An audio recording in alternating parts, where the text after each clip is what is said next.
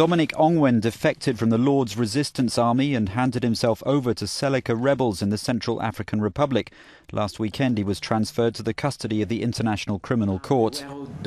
A one-time child soldier, Ongwen was among 5 guerrilla commanders indicted by the ICC for war crimes and crimes against humanity in 2005. The case of Dominic Ongweng is particularly complicated because Ongwen, just like all the other LRA-abducted children, was abducted at a very tender age. Those who knew Ongwen tell us that Ongwen was abducted when he was barely 10 years old. Now, he was a gifted young man. He could have been the best doctor, he could have been the best lawyer, he could have been the best engineer, if that was where his career path took him.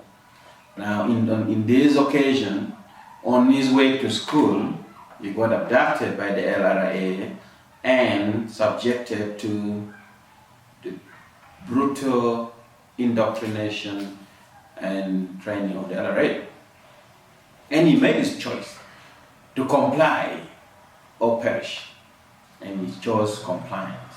The reason he got known very rapidly or very quickly is because of his efficiency in combat. And very early people knew that there was this commander called Ongwen who was really dangerous. And the UPDF, if you talk to some of them, they would not dare lay an ambush when Ongwen is in command. That was his work. But also you need to understand his responsibility in the entire LRA command structure. The LRA as a force draws its command from the Holy Spirit.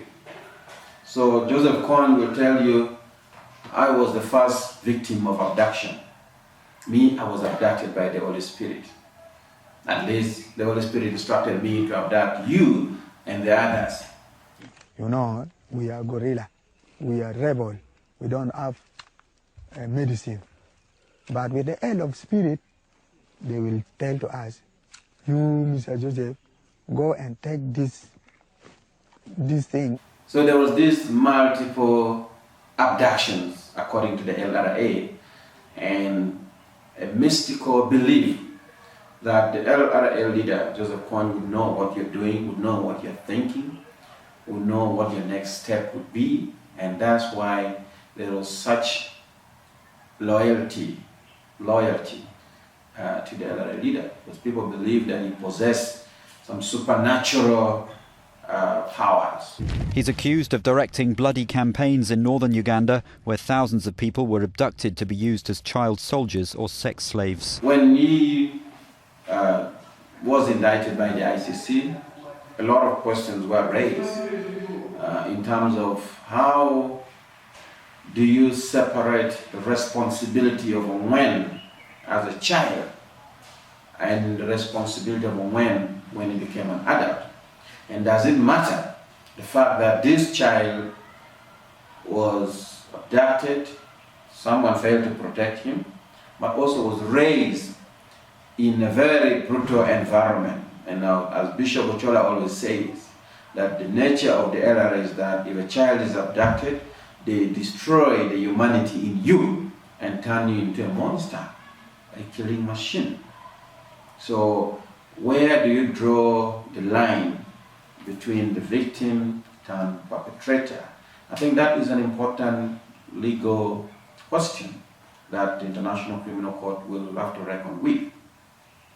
We also know that the case would rest on the nature of the LRA command structures and how they're given and how the executions are done.